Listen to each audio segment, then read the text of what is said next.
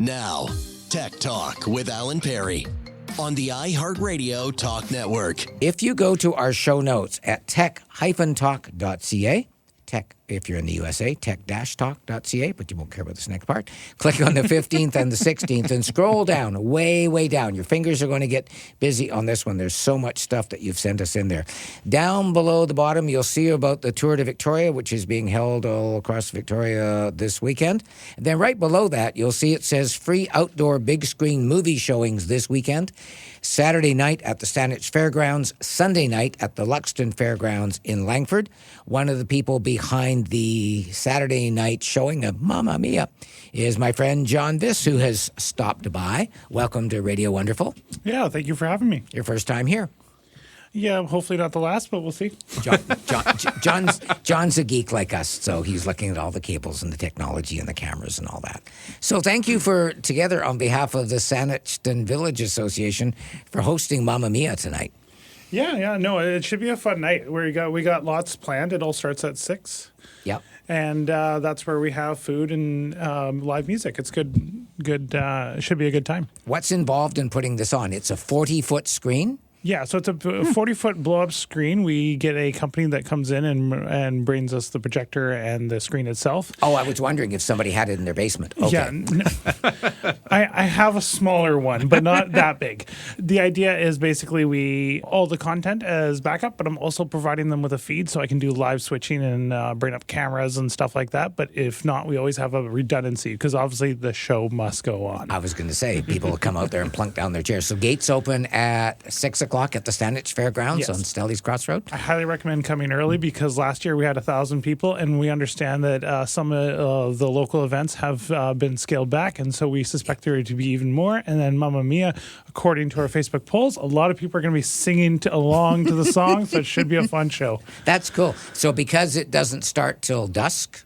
Yes, that is correct. So the movie doesn't, because of the nature of projected movies, it needs to be dark, but that doesn't mean you're going to be sitting on your butt bored out of your mind. There'll be live music. There'll be Greek dancers. There'll be tons of food to buy, as well as but the movie itself and the entry is $0.00. It is completely free to enter, and we just set up a bunch of like lunch trucks and stuff. So we got everything from mini donuts to Dole Whip to obviously Greek. I was already going, but I would have. Yeah, right. We also have the delicious Greek food. So because obviously it's a Greek movie. Yeah, that makes sense. That should be really cool. It's a really neat thing. This is how many years you've been doing this? I want to say it's either 6 or 7 years. I forget what year this is. That's where I'm a little bit unsure. Yeah.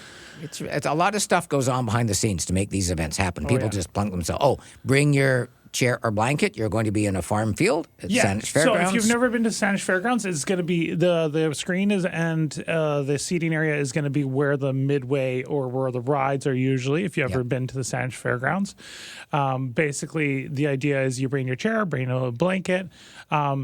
It tends to get a little colder in the evening, so a blanket on top of that just to keep you warm for those that do get warm. Yeah. Don't wear shorts. I'm wearing shorts, but of course I'm a warm-blooded person, so. I wouldn't. No, not for this one. We'll Bug see. spray's not a bad idea, though. There's not many out there. No, it's actually field. really good. But if you're one of the people like me that likes to get bit by mosquito and then have breakouts, I'm going to be bringing bug spray. There you go. Now, again, this is as you're listening to us live on Saturday. If you're listening to the Sunday rebroadcast, while you missed Mamma Mia, you also have another opportunity because Langford Day, the big summer bash, free barbecue, outdoor movie games, and the movie Megamind will be shown at the Luxton Fairgrounds. That starts at 6, and again, they're doing their movie at same time, 8:45 or 9 o'clock. Both of these are absolutely free. This is the sense of community that is so neat, that especially the Saanich Village Association, because you guys do the lasagna dinner and... Yeah, we do the lasagna dinner, which you've been to, and it was a lot of fun. Yes. That one is a ticketed event because obviously there's expensive food and stuff. Yeah. But yeah, we're actually, our next event that we'll be doing is the big Saanich Christmas days. But we're really looking forward to the movie night tonight. But again, if you saw it, not to worry. We have events going all throughout the year in Saniston, but it's great to see that Langford is also doing something the next day. And so, there's tons of movies to see that are free. And apologies to our friends in the Okanagan, because I know there's a bunch of events going on up there. Not as many as there normally would be because of the fires down in Summerland and all that, but there's still a lot of really cool events going on there. I just don't have an easy way of listing them all here, so apologies. Well, the way I see it is this is a great excuse to come see the island. Yeah. Yeah, like they should come visit us and see all the gems that we have here on the island. Put it on your calendar for next year. Do you know what next year is going to be? Next year we are undecided. We actually are probably going to have a paper poll on the grounds to ask what people want to see. That's usually what we do, and then we kind of just go, okay, well, what movies should actually be good for our audiences? Princess Bride. That's a good one. Actually, that may be something that your listeners could talk about. It's like, what would be our next movie? Yeah, there you go. So come bring that thought for tonight. John, thanks for stopping by for a few minutes. Certainly. Welcome to hang out. I want to ask John something else, totally unrelated. He doesn't know this. Kyle, can you show him item number 12 in the show notes? Because this will not work on the radio. In fact, a few of you are going to yell back at your screen. If you go to our Tech Talk notes, and again, click on the notes for the 15th and 16th and scroll down to item number 12. Ricky knows. In their brilliance, Instagram head Adam Mosseri says in an Instagram post, our new logo is cleaner and more modern with references to the original and the simplicity and craft that's always made it Instagram.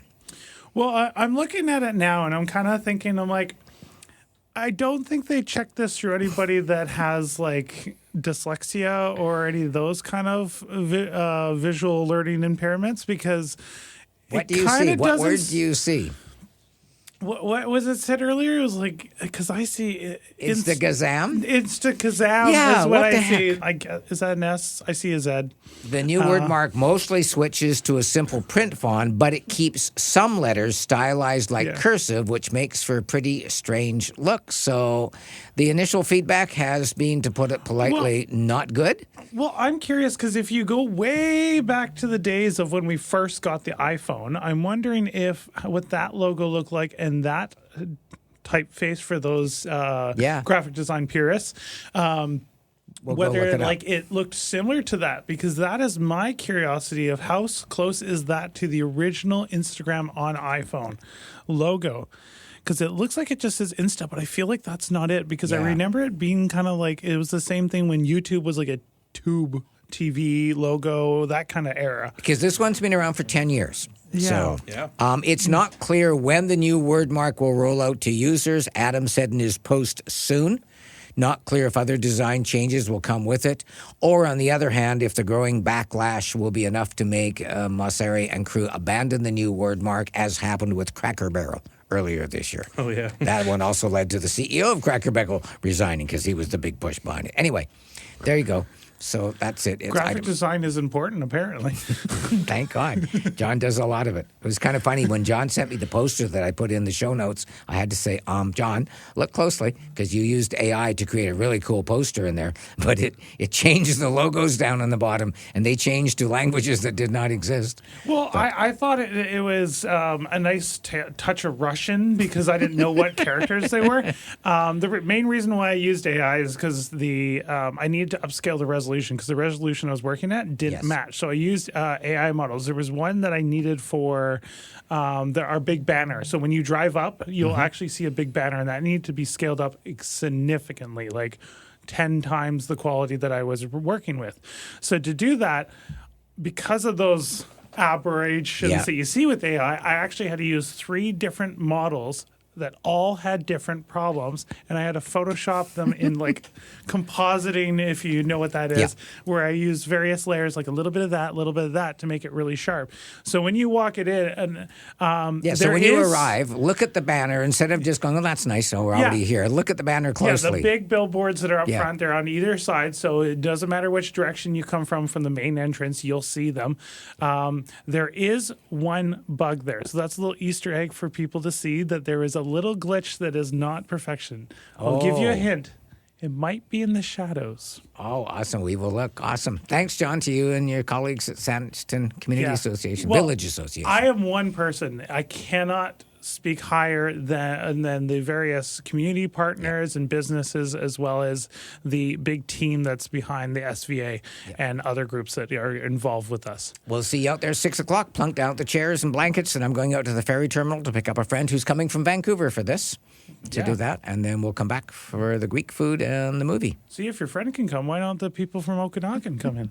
Thanks, John. Have a good one. John Viss with the Sanderson Village Association. Quick break, and back with more. We've got Thosi and somebody else online.